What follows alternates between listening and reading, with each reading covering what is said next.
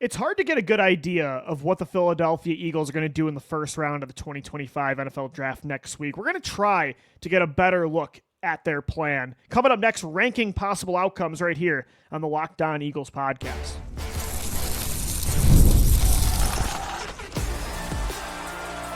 You are Locked On Eagles, your daily Philadelphia Eagles podcast, part of the Locked On Podcast Network, your team every day. We thank you so much for making Locked On Eagles your first listen each and every day. Welcome in, Eagles fans, to this Tuesday edition of the show. I'm your host, Louis DiBiase. We are brought to you by FanDuel. Right now, new customers can get $250 in bonus bets when your first $5 bet wins. 9 days is all that separates us from the 2025 NFL Draft. Next Thursday night, the Philadelphia Eagles currently getting ready to pick with the 32nd overall selection in, like I said, just 9 days. I can't believe the draft is already here. We're flying by. I mean, 2 months have gone by since the Super Bowl win. A month has gone by since the opening start of NFL free agency. This is just the way life works now, I know, but I can't believe how quick this offseason is moving. And yet, with 9 days away, I'm still as lost as ever when it comes to what I think the Eagles are going to do in the first round. Like, it could be anything. I said it on the show yesterday. I think since, I would say 2018, ironically, the Super Bowl post-draft is the last time that I was as confused. Not confused, but just not feeling confident in what I think the Eagles are going to do on day one. Like, it's a toss-up. This is the most unpredictable pre-draft process for the Birds that I've gone through since 2018. I don't think that's a bad thing, by the way. It's actually a really good thing. It means that, like that post-Super Bowl 52 team, this post-Super Bowl 59 team has very little holes to fill in the short term. But this team, unlike that team, it's well set up in the future as well. Like, there's no short-term holes really to fill, or not a lot of them, that have no clear answer already on the roster or any possibilities. But also, this team has a bunch of long-term pillars already established at multiple spots on both sides of the ball. The majority of positions on both sides of the ball, I think, have long-term pieces. And when I say long-term, I'd say in NFL terms, that's 3+ years. The Eagles have the majority of their core locked up. It's the best roster they've had set up for both the short-term and the long-term combined in my entire lifetime. So that's one reason it's unpredictable, is because they can kind of do whatever they want with this year's draft. They don't have to force really any sort of pick. It's also unpredictable, though, because of this exact draft class in particular. Like, after you look at the top 5 selections, you got a pretty good idea who the top 5 prospects are going to be. And then after that, all bets are off, right? Who knows what positional runs are going to happen? Who goes where? There's a lot of players I could see going as early as 10 and as late as 40. You look at a guy like, Shamar Stewart from Texas A&M. I could see him being the 8th overall pick from the Carolina Panthers. But if you told me he fell to the Chicago Bears with the 41st overall selection, would you be shocked? Like, I wouldn't. So this year's draft, because there's not just a lot of obvious sure things in round one, and it's a very pick your poison kind of draft class at certain positions, because of those two things, the Eagles' complete roster and the specifics of this year's class, it's very hard to gauge what the Eagles are going to do. But I do want to give it a chance. Like, I want to give it a shot of what I think is going to happen. So I decided to rank 8 positions that the Eagles could potentially take on day one that are realistic. So I did not rank quarterback. I didn't put running back in here. I just don't think there's any chance they take those 2 positions on day one. So I ranked 8 positions that I think there's some sort of chance the Eagles go with that spot on day one. And I ranked them from 1 to 8 based on the likelihood of that position being the selection in the first round. So for me, the number 1 position that I think the Eagles are most likely to go with, and again, it's a toss-up. It's not this one, there's a 90% chance, and the number 2, there's like a 5% chance, right? I think it's a toss-up between 4 to 5 positions. But the most likely in a slim margin is offensive line. I think the Eagles are most likely to draft I want to specify, a versatile offensive lineman in the first round. A guy that can play right guard, the interior of the offensive line early on, but there's some chance, and it doesn't mean this guy has to be the heir apparent to Lane Johnson, but there is some possibility that he can be that guy long term. And maybe it works out like Landon Dickerson, who was drafted to be Jason Kelce's heir apparent at center, but he just ends up being so damn good at left guard that you don't want to move him. So you eventually draft Kelce's replacement the year after in Cam Jurgens. Like maybe that's the case. Maybe this guy just ends up being your new Brandon Brooks, Isaac Seumalo, Mekhi Becton, just a stud right guard that's on your team for a very long time at that position. But you would like to draft a guy that at least has a chance to be that right tackle, to have your cake and eat it too, to fill a short-term hole, but also potentially fill a long-term hole at a position of much more importance. I think when you look at that being something that fills two immediate needs, I shouldn't say just immediate needs, but two needs, both short-term and long-term, on top of the value of this position, how valuable offensive linemen are, how the Eagles value that spot, and who's likely to be available when the Eagles are on the clock, the value of those players, it is likely that some of the best players available on the board are going to come from the offensive line. So when you combine everything, when you combine short-term and long-term need, the value of the position, who's most likely to be the best players available on the board when the Eagles do pick, whether it's at 32 or a small trade up into the 20s, I think it's most likely the Eagles draft a versatile offensive lineman with their first round pick, if they do have one, or just first pick in general, whether it's on day 1 or day 2. The second most likely position for me the Eagles are going to take with their first pick, I think it is the edge rusher position. And look, I think defensive tackle is actually a bigger need on the Eagles defensive line, because outside of Jalen Carter, you've got Moro Ijoma and Jordan Davis, but that's it. Like the Eagles like to have 5, 6, sometimes 7 guys on the interior that can play. So they need depth there, but they also need another answer in case Moro Ijoma can't fill the shoes of Milton Williams. When it comes to the edge rusher position, yeah, they've got Nolan Smith, they've got Jalix Hunt, they've got Azeez Ojulari, they've got Joshua Uche. Right now they still have Bryce Huff. They've got 5 guys, so defensive tackle is a bigger need from a depth standpoint and from like a top-heavy standpoint. But I think edge rusher, when you look at this year's class, how deep it is, when it comes to a potential day 1 pick, I think there's just more options for the edge than defensive tackle. I think there's only really, because Mason Graham's going to go in the top 5 to 7 right out of Michigan. Outside of him, there's only like 2 or 3 other defensive tackles I think are legitimate options for the Eagles on day 1 that fit what they want to do. Like, I don't think they're going to take somebody like Kenneth Grant. I think it's Walter Nolan from Ole Miss. I think it's Derek Harmon from Oregon. And then outside of those two, is there really anybody else? Maybe they could talk themselves into like a Darius Alexander or a TJ Sanders, but I don't think so. I think odds are it's more likely an edge rusher is the pick just because there's more options. I'd rather have a Walter Nolan than one of those edge rushers, like adding a premier pass rushing defensive tackle like a Derek Harmon as well. I think would help this team more than adding another edge rusher. But I just think when you look at the depth of this class at edge, there's just more options that could fall to the Eagles with whether it's, again, like I said, the 32nd overall pick or a small trade up. But I do think a pass rushing defensive tackle is one of the top priorities. The Eagles need to add a player like that, of that caliber, that style in this draft. I'd say that's the third most likely outcome on day 1, because I do think there's a good chance that both Walter Nolan and Derek Harmon are in striking distance. So I could totally see them, if they're going to trade up for a player, it could be edge, it could be offensive line, it could be safety, but I think there's a really good chance it's actually for Walter Nolan or for Derek Harmon. Those two really fit what the Eagles need in that rotation next to Jalen Carter. I would love to see Ijoma and Nolan or Harmon be that 1-2 punch next to Jalen taking on those one-on-one matchups. So I'll say edge rusher is 2, defensive tackle is 3.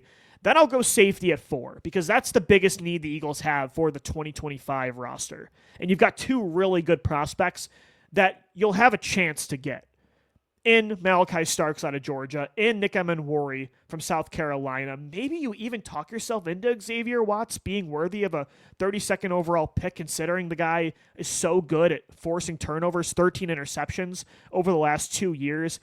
I know they have Sidney Brown there, but I do think that Chauncey Gardner-Johnson trade had more to do with Chauncey wanting more money than their belief in Sidney Brown. I think in an ideal world, Sidney Brown could be this long-term starter, but I think he's more of a third rotating safety that can come downhill and really be a force, with his range and with his power as a hitter. But I think they're going to want to add a more versatile coverage style safety in this draft. And I think there's a good chance that it could be Malachi Starks or potentially Nick Emenwari. And then the other top 5 position here for likelihood of it being the day 1 pick is the other immediate need for the 2025 roster. Safety is the biggest need on defense. Tight end, if Dallas Goedert's gone, even if he's not, that's the biggest hole they need to fill on offense. I think tight end, there's not really a great chance it's the day 1 pick because I don't think there's a chance that Tyler Warren or Colson Loveland falls within the Eagles' range of a trade up. But I could see Loveland maybe being in range. And I don't think it's crazy that if the board doesn't fall well and they can't get out of that 32nd overall pick, I don't think it's nuts to say that Mason Taylor could be the day 1 pick. I don't think he's worth that selection.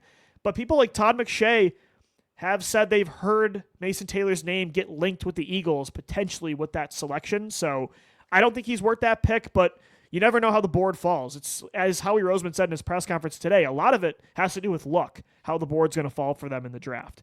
And then the final 3 positions, I'll say cornerback, wide receiver, and linebacker.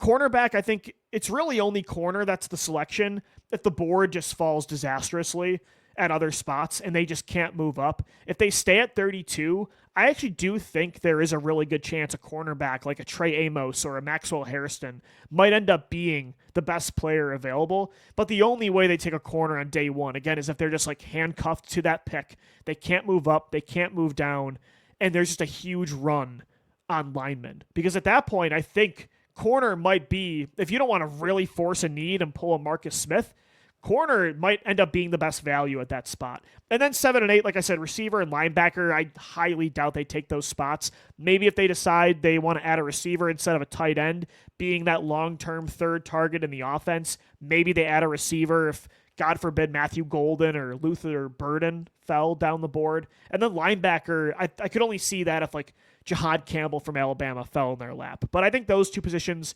they're more likely than like quarterback or running back, but I think it's very unlikely. To me, it's the top 5 most likely positions. I would say number 1, versatile offensive lineman. Number 2, edge rusher. Number 3, defensive tackle. Number 4, safety. Then number 5, tight end. Then maybe cornerback, receiver, and linebacker when it comes to the likelihood of that position being the Eagles' first pick in the 2025 NFL Draft. All right, guys, coming up next right here on the Locked On Eagles podcast, we did get quotes, lots of interesting statements today from the Eagles general manager and head coach about this upcoming draft. Did they hint at the plan? We'll get into it coming up next right here on the Locked On Eagles podcast. This Tuesday edition of the Locked On Eagles podcast is brought to you by Monarch Money. Ever check your bank account and wonder, where the hell did all my money go? Well, between dining out, online shopping, and entertainment, it's easy to lose track. That's where Monarch Money comes in, your personal CFO, giving you full visibility and control over your finances. Monarch Money isn't just a budgeting app, it's a complete financial command center. You can track all your accounts, investments, and spending in just one place. So you stop just managing your money and you start building wealth. When I started using Monarch, I realized just how much money I was spending on food delivery services. Now, I budget a lot smarter and I save a lot more. Take control of your finances with Monarch Money. Use our promo code in all capital letters, LOCKEDONNFL at monarchmoney.com for 50% off your first year. That's monarchmoney.com, code LOCKEDONNFL for half off your first year.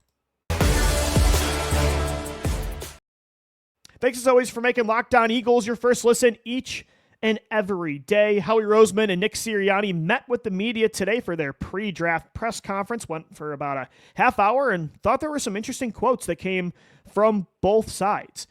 And what tipped me off about the Eagles potentially going with offensive line early in this draft, potentially more than any other position, is actually what Nick Sirianni was talking about in this press conference, not Howie Roseman. I actually thought I had more. Normally when Howie and Nick both talk, the majority of the questions go to Howie because he just meets with the media less. And during the offseason, you want to hear what Howie has to say about in-house contract decisions, free agency signings, the draft, like trading up, trading down, things about certain prospects. Like, you want to hear from Howie over Nick. But I actually thought today Sirianni had a lot of interesting things to say, and what he was talking about when it comes to this like mentorship program Philly's almost been running. And it feels like it's calculated. Maybe it's not, and it's a coincidence, but I feel like it is a calculated plan.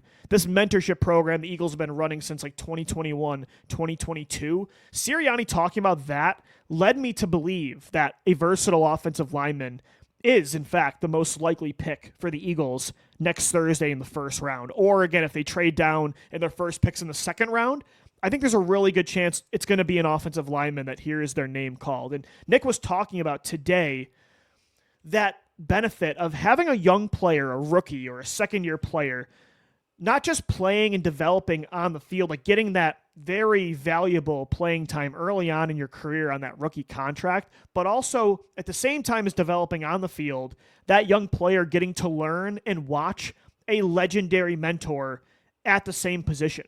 Like, having your cake and eating it too in that way has been so important for the Eagles' new resurgence of young talent on this roster. And Sirianni talking about the importance of that setup that they've had so often lately with, Quinyon Mitchell and Cooper DeJean, learning from Darius Slay last year, or, Cam Jurgens learning next to Jason Kelsey in 2023, or Jalen Carter and Milton Williams learning from Fletcher Cox, Jordan Davis as well learning from Fletch, Nolan Smith and Jalix Hunt learning from Brandon Graham this past year in 2024. Nolan also got to play with BG last year, and he played with Hassan Reddick and Josh Sweat. He got to learn from all these stud veteran players. This has been a thing the Eagles have been doing year after year after year. Even in a way, Dallas Goedert got to play with Zach Ertz for the first 4 years of his career from 2018 to 2021. So it's such an instrumental development program the Eagles have had that's allowed these players to not be buried behind these veterans and just watch from the sidelines. They've gotten to play because they are versatile and have been able to play different spots next to those guys, but they've gotten to still learn from those players. Like, they're playing right next to them, but then in the film room, on the sidelines, they get to pick their brain. Why did you do this? Why, I struggled here. Why did I mess up here? The veterans could take them under their wing. And it's allowed all of these players to pan out. I think it's a huge reason the Eagles have drafted so well over the last few years. And I really do think the Eagles want to try that again with a right guard, a potential starting right guard for the short term, and then eventually the heir apparent to Lane Johnson. Lane Johnson said himself he would love to help out a young player like all these other veterans have done. I think they want to do that. They want to have, again, that short-term hole at a less important position filled through this rookie class, but then that draft pick has a chance to do more at a more premier position in the long term. They have a chance to take over for a legend at a more important spot. Cam Jurgens played right guard next to Jason Kelsey in 2023. 2024, he slides over to center. A right guard that you draft this year, I don't think would be a right tackle in 2026 because Lane's extension does go through 2027. But for 2 years, you can have a good starting right guard, and then when Lane hangs it up probably in 2 to 3 years, then boom, you still got another year or two of that rookie deal for a starting right tackle, and then you give the guy hopefully an extension. Like, I think that is a plan that they really want to execute, even if it's not with their first pick. I think on day 2, it's not going to be like last year where you see the Eagles not take a player on the offensive line at all in the first 3 rounds. Like, I just don't think that's very likely. And I do think as well, this is why versatility is so important in this equation. Because if a player is versatile, yeah, it's nice to just have them be able to fill multiple spots in case of injuries. Like, versatility in general is a key strength in the NFL.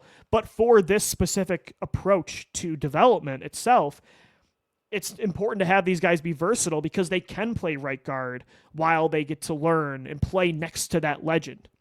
Right? It's important for like a Cooper DeJean or a Quinyon Mitchell to get to play and also learn from Darius Slay on the football field. So that's another reason I think they're going to look for versatility in these guys because, yeah, they want to fill these holes, but at the same time, you want to have those guys get to learn and play with legends. It's been a huge reason this Eagles roster has been so good. So when Nick Sirianni was talking about that, that kind of hinted for me, I'm like, that's important to them. They've talked about that a lot over the years. Lane Johnson has talked about that this year. So you got to know that it's probably on Lane's radar as well that they could do this, even after the extension. I think that's the most likely outcome on day one. And then Nick did also talk about the tight end position. I mentioned Dallas Goedert. He kind of, the way he was hinting at it, it doesn't sound like Goddard's going to be back. When somebody asked him, a media member asked him what he looks for in a tight end, he was really highlighting like a committee-like approach. Listen to this quote that I put up a graphic for our YouTube viewers from Sirianni today on the tight end position. Quote, when asked about what he looks for in a tight end, he actually deferred, didn't talk about just one player. He said, quote, you don't have to have one guy that fits all. You can use different pieces of a guy to help accomplish the job. That almost sounded like to me, hey, we're not going to have a Dallas Goedert that can run after the catch and average 15 yards a reception because he can also run vertical routes. He's a deep threat. He's a nightmare to take down. He's an elite blocker. He's big, strong, fast, physical. We might have a guy that's just fast, that can just catch. We might have a guy that's a really good blocker. We might have a run-after-the-catch gadget specialist like a Harold Fannin. Maybe we have just a over-the-rim, go-up-and-get-it type of player like a Gunnar Helm out of Texas. I think the way Sirianni was talking might have also hinted at their plan at tight end, maybe being more of a committee-like approach. I'm not sure, but I thought Sirianni today, some of his quotes were really fascinating, and I thought he gave us a good inside look at some of the mindset this organization has right now about some key decisions coming up in the draft and at positions like tight end where they have a big decision coming with Dallas Goedert. All right, guys, we'll wrap up this Tuesday edition of Locked On Eagles. Coming up next, the Eagles have double-dipped in different ways early on in drafts the last 3 years. How could they double-dip in 2025? I'll get into that coming up next right here on the Locked On Eagles podcast. Today's episode of the Locked On Eagles podcast is brought to you by FanDuel, America's #1 sportsbook. I cannot wait for the NBA playoffs. They are here. The play-in tournament is tonight. We got Hawks Magic. Then we got Grizzlies Warriors. FanDuel is giving new customers an incredible way to get in on all the action. Right now, when you join FanDuel and place your first $5 bet, you'll get $250 in bonus bets if your bet wins. I love how FanDuel makes betting just so easy, whether it's picking your favorite team or diving into player props. I'm going to be betting a lot on LeBron James this playoff run. From three-pointers to steals to assists, FanDuel has so many ways to bet your favorite player props. Plus, after the game tips off, you can even combine live prop bets into a same-game parlay for a chance to win big. Tonight, I'm going money line. I'm taking the Warriors to beat the Grizzlies. The Grizzlies I think they're 12-17 in their last 29 games. Like, they're reeling. The Warriors are coming off a huge performance from Steph Curry and Jimmy Butler against the Clippers, even in a loss. I'm taking the Warriors money line. I'm taking the Hawks for my guy Sam, my diehard Hawks friend out there. I'm taking the Hawks. Don't miss out on the action as well. Head to FanDuel.com and claim your $250 in bonus bets today. All right, wrapping up this Tuesday edition of the Locked On Eagles podcast. So talking about draft strategies the Eagles have had over the years, one thing they've actually done 3 straight drafts is do a different version of a double dip. So what I mean by that is double dipping, they could have either took multiple prospects at the same school. They could have double dipped at the University of Georgia, University of Alabama, but you can also double dip at different positions. Like last year, they double dipped at the cornerback position early on in the draft. Their first 2 picks were corners, Quinyon Mitchell and then Cooper DeJean. 2023, they double dipped at Georgia, Jalen Carter and Nolan Smith. The same thing in 2022 with their top 3 picks. 2 of them were Georgia Bulldogs, Jordan Davis and Nakobe Dean. If the Eagles double dip this year, whether it's through multiple prospects of the same position early on or multiple prospects at the same school early on, what could that double dip look like? For me, I'm not just doing this so the bit continues and the Eagles just continue this charade of just building their team through Bulldogs, but I think there is a very high percentage chance the Eagles, with 2 of their first 3 picks, yet again take Bulldogs. Like, I don't think it's crazy to say that. Just look at the Bulldog prospects available at the positions that they have the best talent to offer. It's at positions the Eagles could really use help in 2025 and long term. Like Malachi Starks, who, by the way, did meet with the Eagles on a top 30 visit. So the Eagles are doing their due diligence on Starks. Malachi Starks, I think, is on their radar. He is one of the most likely players they take on day one. I think he'll be in the range where they can trade up. I really do think there's a good chance, actually, that Nick Emenwari is the first safety off the board. Malachi Starks is a better, more complete prospect. His floor is higher, but I think somebody's going to fall in love with Nick Emenwari's range, his speed, his length, his size, his hitting power. I like Starks better than Emenwari, but I think there's a chance Emenwari goes higher. So Starks, if he falls down the board, I think he's one of the most likely trade-up options for the Eagles. And then it completes that Georgia defensive build because you've got Georgia Bulldogs on the defensive line. You've got their main linebacker in Nakobe Dean. You've got a corner in Keely Ringo. Safety is the one spot, and yes, they have Lewis Seen, but I don't think Seen's in the running to be a starter this year. Safety is the one spot they don't have a legitimate starting option from a Georgia Bulldog. I think Starks could be that guy, and then when you look at day two, or even on day one, like there's a chance Mikael Williams falls. There's a chance Jalen Walker falls. We've seen crazier. So between Starks, Walker, Williams, and then you look at the offensive line prospects on day two, Tate Ratledge, the guard, Dylan Fairchild, another guard. Between Ratledge and Fairchild, the Eagles need interior offensive line help if they don't go with an offensive lineman on day one. Those are going to be two of the best players on the board in round 2 and round 3. I think there's a really good chance, maybe even the first 2 picks the Eagles have are Bulldogs. Would you be shocked if the first 2 picks are Malachi Starks and Tate Ratledge, or Mikael Williams and they move down and then take Dylan Fairchild? Like, I wouldn't be surprised at all. I'm not just doing this because this is the bit the Eagles have been pulling off year after year, which, by the way, it's working. It's winning them championships. It's creating a number 1 defense in all of football. But I do think there's a good chance this year with the prospects that the Bulldogs have to offer. So if they're going to do a double dip, I think it might yet again be at Georgia. I could also, the other thing I could really see is them double dipping on pass rushers from 2 different schools, Ole Miss or Texas A&M. When you look at those 2 schools, they have a lot of options on the defensive line, day 1 prospects, day 2 prospects, and day 3 prospects. Look at Ole Miss. They've got Walter Nolan on the defensive line, on the interior. That's a first-round option. On day 2, they have 2 really interesting edge rushers. Princely Uman-Milan, who I think is going to be a mid-second-round pick. They've got Jared Ivey, who could go as early as round 2, maybe goes as late as round 4. It depends on how people feel about his lack of explosion. But somebody's going to fall in love with his interior pass-rushing ability, his length, his power and size. I think you look at Ivey, Walter Nolan, Uman-Milan, then my guy JJ Pageas. This is my guy, and yet I still say his last name different every time. I'm gonna get it right. But JJ Pageas, like all 4 guys on the Ole Miss defensive line, I would love if the Eagles could get their hands on 2 of them. And the same goes for Texas A&M. You look at, and by the way, Walter Nolan was also at Texas A&M. He was an Aggie before, so he kind of counts for this as well. But they've got Shamar Turner on the defensive line on the interior. They've got Shamar Stewart on the edge. They've got Nick Scorton, who met with the Eagles on a top 30 visit last week.